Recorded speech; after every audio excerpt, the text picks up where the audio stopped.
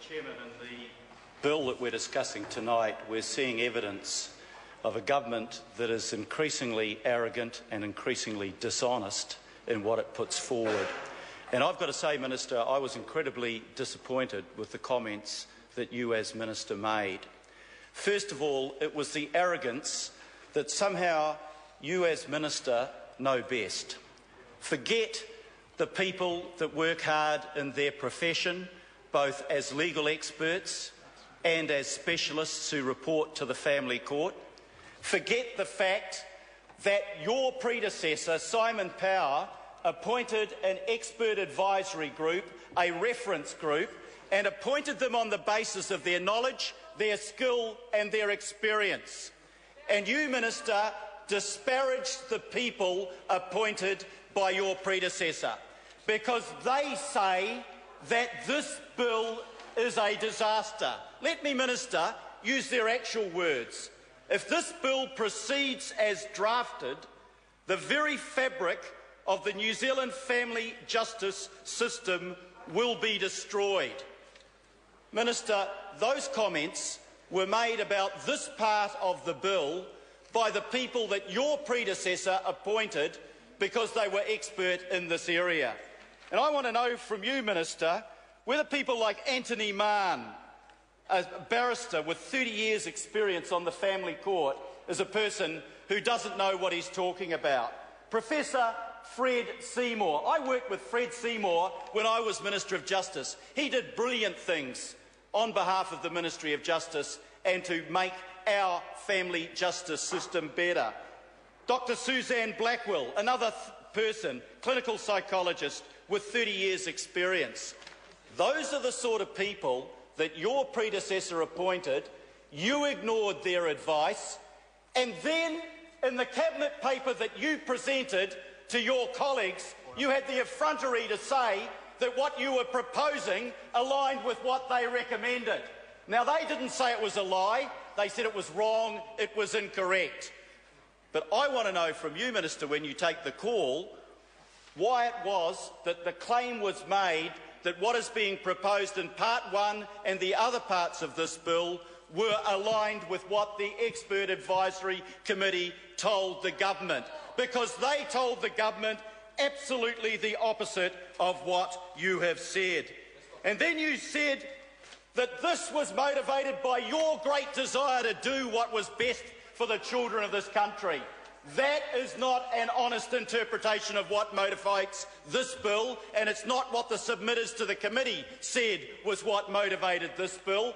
This bill, pure and simple, is about cutting costs, regardless of the impact on the families and regardless of the impact on the children. That's what it's about. And if you don't believe me, Minister, believe your own regulatory impact statement. Because what does it start by saying? Given the overall fiscal situation, urgent steps must be taken to lower the cost of the current justice system. This bill is about cost-cutting, regardless of the social costs and the family costs and the costs that you're imposing on the most vulnerable, the children, who will no longer get the sort of assistance that they need before the family court, Minister. And, you know, it strikes me as strange that we have money to pay for Warner Brothers, we have money to pay to Rio Tinto, we have money to pay to Sky City, we've got money to give in tax cuts to the wealthiest people of this country, but we can't afford to represent the interests of children in court by counsel for the child other than in exceptional cases. We can't afford to get the specialist reports that are needed to make sure that the proper outcomes are reached on behalf of the vulnerable children. We can't afford to do those things, but we can give subsidies and welfare payments to the big corporates and to the most wealthy. I don't accept that, Minister. Minister, I want to refer you to the comments that were made by your Expert Advisory Committee on the clauses that you're pushing through in this part of the bill. And they say this is flawed. They say the proposed reforms, maybe that should be in inverted commas, are not based on empirical evidence. Mr. Chairman, not based on empirical evidence, are contrary to extensive existing evidence of best outcomes for families and children. I want to know, Minister, whether you agree with the comments made by the expert advisory group on what you're proposing in this part. And let me help you out, because if you don't believe the expert advisory group, perhaps you believe your own ministry that say this in the regulatory impact statement, that the research that was done on this was limited. Some of the proposals have to be based on overseas examples. There was insufficient historical, fiscal and statistical data to accurately predict the average costs of performing some of the tasks associated with the family court processes. There was insufficient time for piloting, and there was limited opportunity to discuss the proposals with shareholders. If I was Minister of Justice in this House and I had that report from my own ministry, I would hang my head in shame, because you are making, as you have acknowledged yourself, the Minister, Mr Chairman, the Minister is making comments that she knows are not backed up by the facts. They are denied by her ministry. They are denied by the expert reference group. They say this piece of legislation will create a two-tiered family justice system.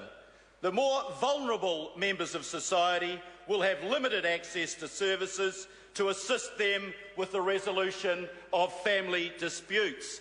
OK, if you earn less than the margin that entitles you to civil legal aid, you won't have to pay the cost of the family dispute resolution service. And what is that figure, I think, Minister? It's $22,000. So if you earn less than $22,000, you won't have to pay. And if you're on a ministerial salary of $250,000, paying will be easy. But what about the strugglers, the battlers, the people going through a really difficult time of their life? How are they going to pay $900 to get access to the family dispute resolution service? $900 is going to be a huge barrier to the strugglers and the battlers in life who cannot afford that and therefore will not be able to take advantage of that service. And that's why the expert advisory group says that this will create a two-tiered justice system. You know what they mean by that? They mean justice for the wealthy who can pay for the legal advice, and no justice for the people that can't afford it.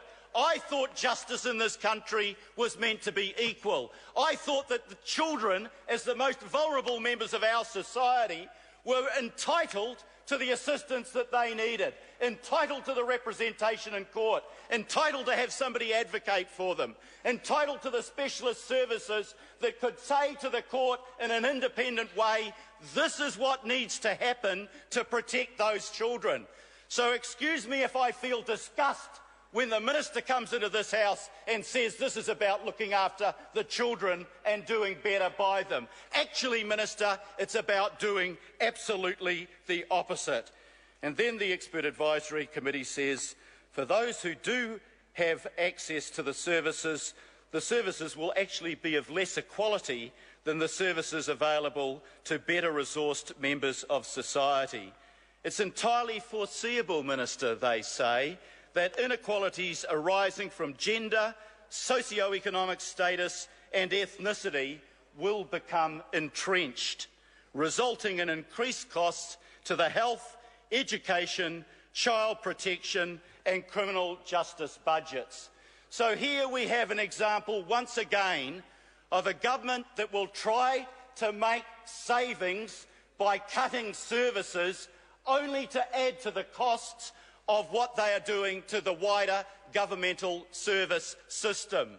Will it help the court case not to have people represented in court, not to have people understand the legal requirements, to have people that are engaged in a very emotional struggle between themselves and their partner, not to have assistance to work through the system properly? No, Minister, it won't help. The expert reference group, your group, says the overriding fiscal imperative is evident throughout the bill. This is a bill about savings, not quality. Thank you, Mr. Chair. Thank you for the opportunity.